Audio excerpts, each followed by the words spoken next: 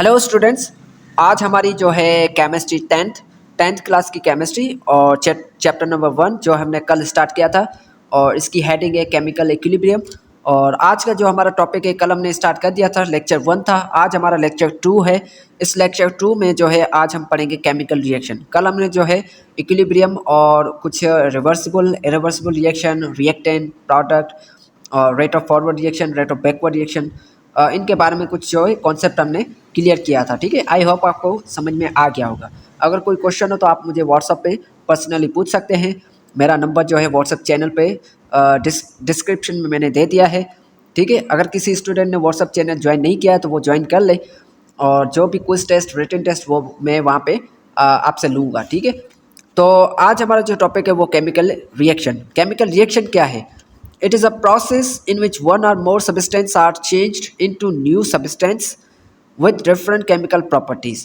ठीक है, अब यहाँ से आपको डेफिनेशन से ही क्लियर हो गया होगा कि यहाँ पे कह रहा है कि दो सब्सटेंस, यहाँ पे क्या कह रहा है कि दो सब्सटेंस, जब दो सब्सटेंस वो मिलते हैं, जब दो सब्सटेंस मिलते हैं तो वो जाहिर सी बात है वो केमिकली जब दो सब्सटेंस मिल रहे हैं तो जाहिर सी बात है वो एक न्यू सब्सटेंस बनाएंगे। अब देखो यहाँ पे ये जो दो सब्सटेंस मिल रहे हैं तो इनकी प्रॉपर्टीज़ वो मुख्तलिफ है, यानी कि ये दोनों अलग अलग हैं। इनकी केमिकल प्रॉपर्टीज़ और फिज़िकल प्रॉपर्टीज़ डिफरेंट है, मुख्तलिफ है। इन दोनों का एटॉमिक नंबर भी डिफरेंट होगा, एटॉमिक मास डिफरेंट होगा, वैलेंस इलेक्ट्रॉन डिफरेंट होगा। ठीक है, सारी चीज़ें डिफरेंट है, boiling point, melting point, colour, बू, ये ऑर्डर। ठीक है, तो ये सारी डिफरेंट है। जब ये दोनों मिलेंगे, ये दोनों सब्सटेंस जब मिलेंगे, जो न्यू सब्सटेंस बनेगा उनकी जो chemical properties, atomic number, atomic mass या जो भी चीज़ें हैं, ठीक है, मॉलिक्यूलर मास, कंपाउंड मास, तो ये सारी चीज़ें डिफरेंट होगी इन दोनों से।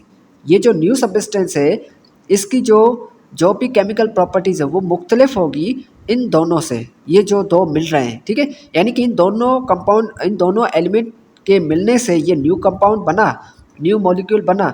लेकिन ये जो न्यू सब्सटेंस है या न्यू मॉलिक्यूल है, इनकी प्रॉपर्टीज़ इन दोनों से मुख्तलिफ होगी। ठीक है, तो इसे हम केमिकल रिएक्शन कहते हैं। इसे हम क्या कहते हैं? Chemical reaction. तो मैंने डेफिनेशन में वही चीज़ बताई आपको, यहाँ पे देखें आप, it is a process in which one or more substance are changed into new substance. ठीक है, यानी कह रहा है कि ये वो प्रोसेस जिसमें एक या एक से ज़्यादा जब सब्सटेंस वो जो है मिलके वो एक न्यू सब्सटेंस बनाते हैं, यानी कि कन्वर्ट होते हैं, चेंज होते हैं। ठीक है, अब इसमें जो है इसका अगर हम एग्जांपल की बात करें, एग्जांपल ऐसे बर्निंग ऑफ वुड, लकड़ी का जलना। अब देखो लकड़ी जब जलेगी, लकड़ी जलती है तो यहाँ पे देखें रिएक्शन कैसे होता है। लकड़ी जो है, वुड जो है वो जलती है, वो ऑक्सीजन की मौजूदगी में जलती है, यानी कि ऑक्सीजन गैस होगी तभी वो लकड़ी जल पाएगी। तो जब लकड़ी जलेगी तो वो क्या बनाएगी? वो बनाएगी चारकोल, यानी कि कोयला। ठीक है, चारकोल प्लस में हीट। ठीक है, अब देखो लकड़ी जब जल रही है ऑक्सीजन की मौजूदगी में तो वो चारकोल बनेगी, यानी कि कोयला बनेगी, और कोयले के बाद उसके साथ हीट भी वहाँ से निकलेगी। ठीक है, रिएक्शन में से हीट भी निकलेगी। तो यहाँ पे ये देखें जो कोयला बना है, अब इसकी आप प्रॉपर्टीज़ देखो, इसकी शक्ल देखो, इसकी जो है कलर देखो इसका, और इसकी जितनी भी फिज़िकल और केमिकल प्रॉपर्टीज़ वो इस वुड से, लकड़ी से क्या होगी? डिफरेंट होगी। सही है, तो इसको हम केमिकल रिएक्शन कहते हैं। ठीक है, अब यहाँ पे देखें, ये मैंने वही एग्जांपल दिया है, वुड प्लस O2, यानी कि लकड़ी को अगर हम जलाएं ऑक्सीजन की मौजूदगी में तो हमारे पास कार्बन डाइऑक्साइड यानी कि धुआं। ठीक है, लकड़ी जलाएंगे तो धुआं पैदा होगा।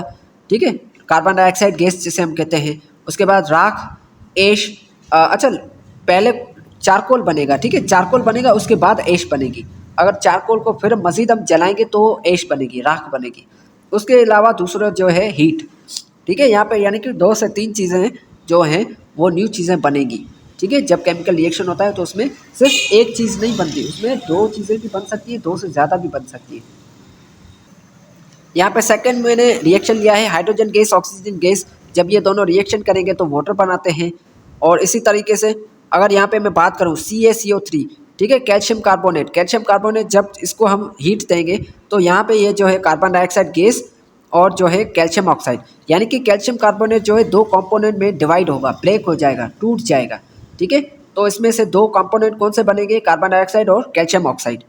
अब स्टूडेंट यहाँ पे ये जो है एक चीज़ मैं आपको बता दूँ, केमिकल रिएक्शन हमारे पास 3 तरह के होते हैं।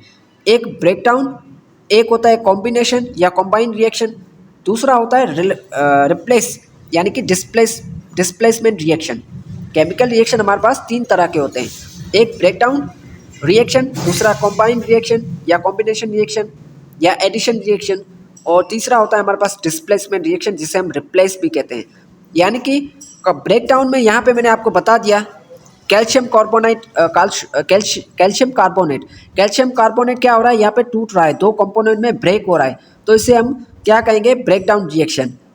और कॉम्बिनेशन रिएक्शन या एडिशन रिएक्शन हम किसे कहेंगे, यहाँ पे देखें हाइड्रोजन ऑक्सीजन के साथ ऐड हो रहा है, यानी कि प्लस हो रहा है, यानी कि एडिशन हो रही है, यहाँ पे कंबाइन हो रही है, कॉम्बिनेशन हो रही है। तो ये जो दो एलिमेंट जब कंबाइन हो गए तो रिएक्शन जो है न्यू सब्सटेंस मिलेगा, तो इस रिएक्शन को हम कॉम्बिनेशन रिएक्शन या एडिशन रिएक्शन कहेंगे। ठीक है, उसके बाद तीसरा जो है हमारा डिस्प्लेसमेंट रिएक्शन। डिस्प्लेसमेंट रिएक्शन में क्या होता है, रिप्लेस होता है, यानी कि एलिमेंट जो है और जो कंपाउंड है उस कंपाउंड में से जो एलिमेंट है वो रिप्लेस होगा। ठीक है, इसमें रिप्लेसमेंट होती है। जैसे यहाँ पे देखें AgNO3 प्लस NaCl, ये दोनों मिलके क्या बना रहे हैं, ये बना रहे हैं AgCl प्लस में NaNO3। ठीक है, अब स्टूडेंट यहाँ पे देखें सिल्वर नाइट्रेट और सोडियम क्लोराइड जब मिल रहे हैं तो यहाँ पे सिल्वर क्लोराइड और यहाँ पे जो है सोडियम नाइट्रेट ये बन रहा है। अब यहाँ पे देखें हुआ क्या है, यहाँ पे क्लोरीन जो है ये यहाँ से निकल के यहाँ पे NO3 की जगह पे आ गया है। यहाँ पे देखो क्लोरीन जो है Cl जो है यहाँ पे Ag के साथ यहाँ पे मिल गया है, NO3 को इसने क्या किया, यहाँ से क्लोरीन के पास भेज दिया, यानी Ag ने NO3 को Na के पास भेजा और Na ने जो है क्लोरीन को यहाँ पे Ag के पास भेजा। तो यहाँ पे क्या बन गया, AgCl बन गया और दूसरा NaNO3 यहाँ पे बन गया। ठीक है, यानी कि यहाँ पे ये रिप्लेसमेंट हुई है, NO3 जो है वो Cl के पास चला गया, Cl की जगह पे चला गया, और Cl जो है NO3 की जगह पे चला गया। इसे हम कहते हैं डिस्प्लेसमेंट रिएक्शन, रिप्लेसमेंट। ठीक है, यानी कि एक एलिमेंट दूसरी एलिमेंट की जगह पे रिप्लेस होना। ठीक है, एक दूसरे की जगह पे रिप्लेस होना। तो ये 3 तरह के हमारे पास जो है केमिकल रिएक्शन होते हैं। ठीक है, नेक्स्ट टॉपिक जो है हम कल के लेक्चर में करेंगे। आज के लिए इतना ही। अगर आपको कोई क्वेश्चन हो तो आप व्हाट्सएप पे मुझे पूछ सकते हैं। ठीक है, थैंक यू।